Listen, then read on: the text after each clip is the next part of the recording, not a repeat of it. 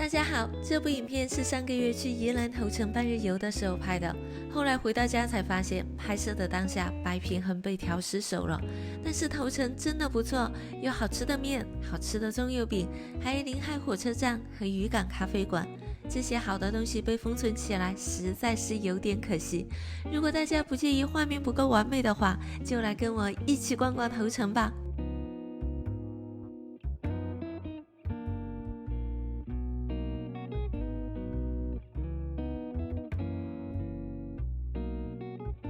我在网络上做功课，搜到宜兰这边很多很有名的面店。那来到头城这边，当然也有很多很有名的面店。我就搜到一家人气还算比较高的，叫阿茂面店，来试试看。第一次来就找人气高的吧。走吧，我们去看一看阿茂面店。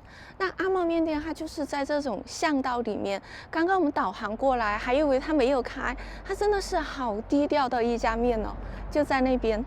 走吧。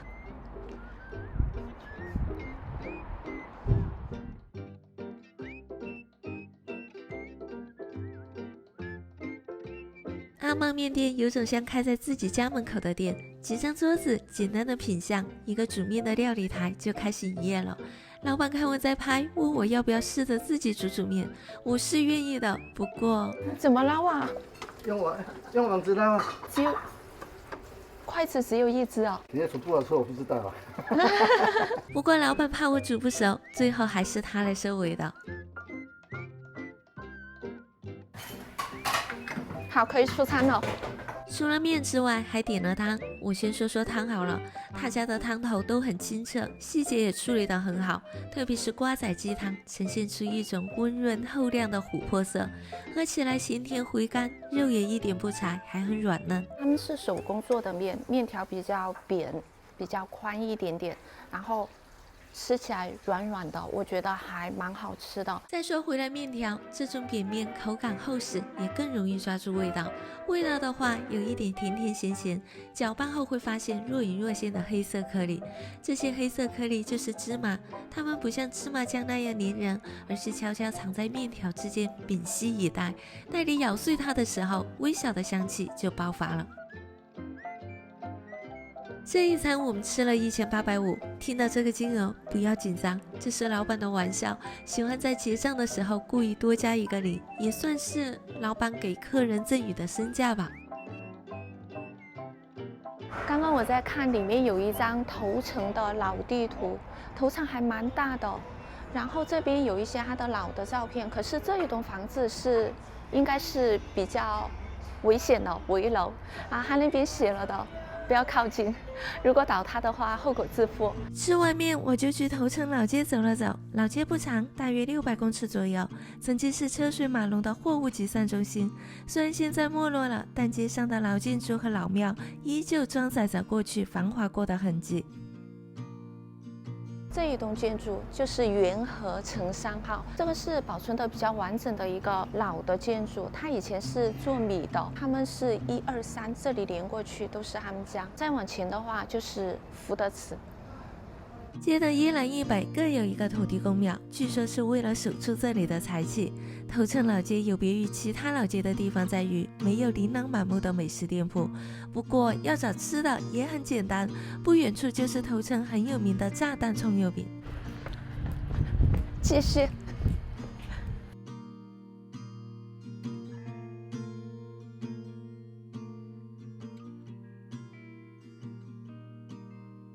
头城车站修的还蛮有感觉的吧，然后这边炸弹葱油饼就在车站的旁边，你们看都在排队了，我要赶紧去排队买一个葱油饼，据说这家很有名，很好吃。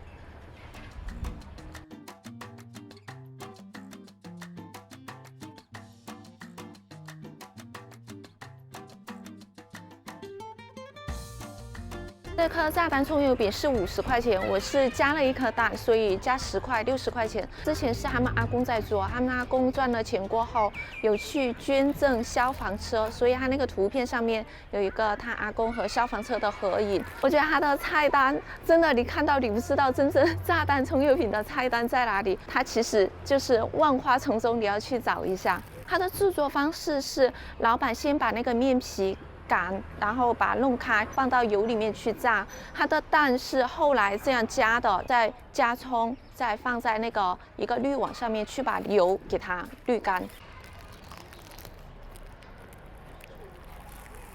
这好好吃哦！它表皮炸的有一点酥，里面面皮是有香味的。这种蛋也是我比较喜欢的那种，也是炸的比较酥的那种蛋。然后加了一点辣椒嘛，辣椒酱是那种提味的味道，我觉得好好吃，还有葱的香味。你看这个流心的，爱吃这个蛋的流心蛋。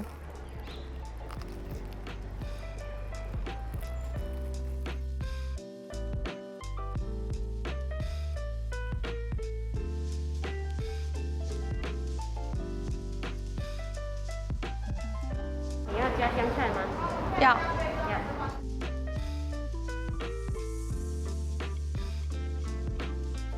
在头城有2家冰店，就在那边也有一家冰店，这家也是一家很有名的冰店。刚刚我以为找错了，结果它店铺重新装修过了，还蛮漂亮的。它里面卖的最好的，因为我看网友推荐最多的就是芋头和土芭乐2种口味的冰。这样是花生卷2球50块钱，它也可以选择盒装的，1球是20块钱，它是一个盒是2球，一共40块，然后这样是50块。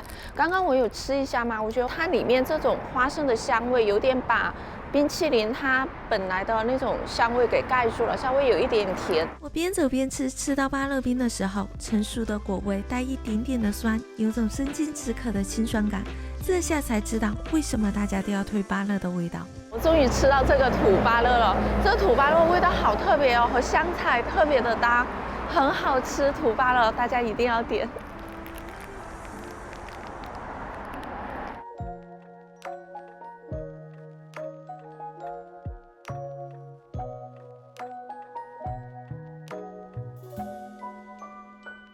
龟山车站，这里是离龟山岛最近的一个车站。站在车站的门口，向对边看过去就是龟山岛，它这里看出去的风景好好哦。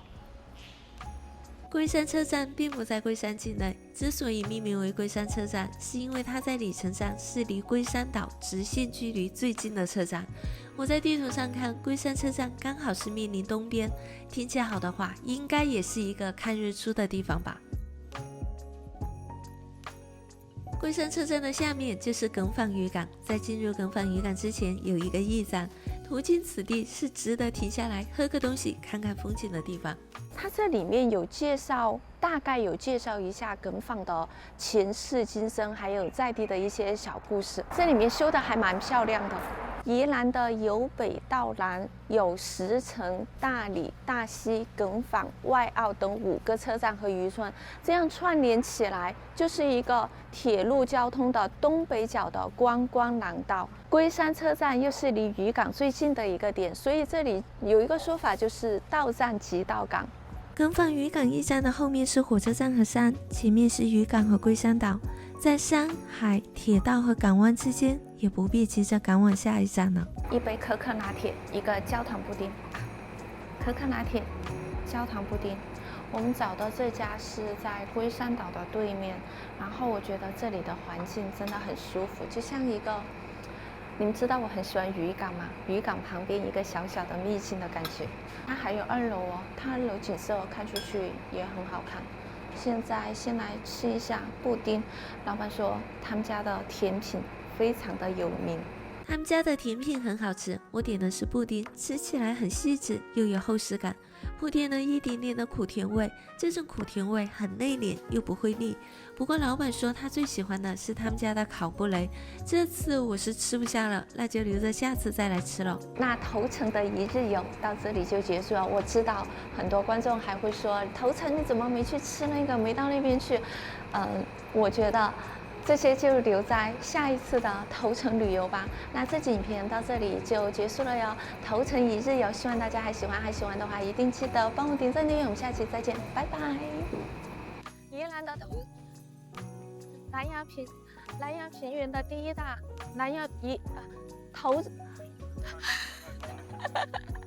财神龟。这个是要从头摸到脚，摸它的头、身、尾巴，还有它的壳脚，然后所有地方你都去摸一遍，因为它代表不同的财气和福气。先摸头、眼睛，然后背、